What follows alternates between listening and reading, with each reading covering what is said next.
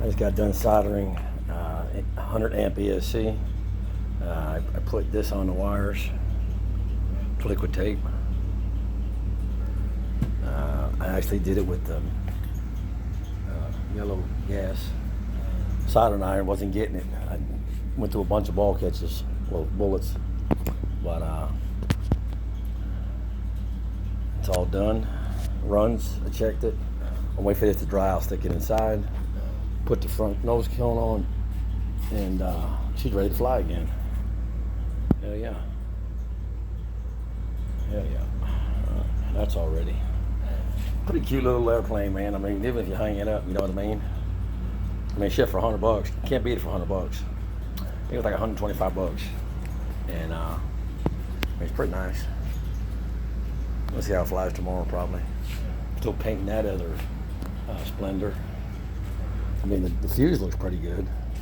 That's getting there. Lord, this paint sucks. Got to put 100 coats on, but this one is almost done too.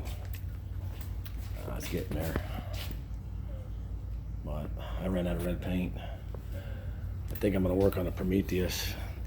The foam got soft, and at full throttle they flap.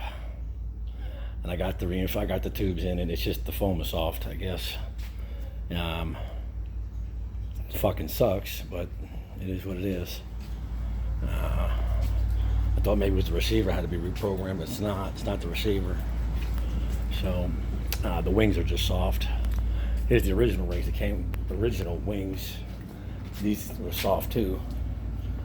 I ordered those, but I had actually 3 sets, and out of 3 sets, I only got one of them that's pretty good, because the plane's so damn old. They don't really make parts for it. But all these planes are old. But I got this glued in place too.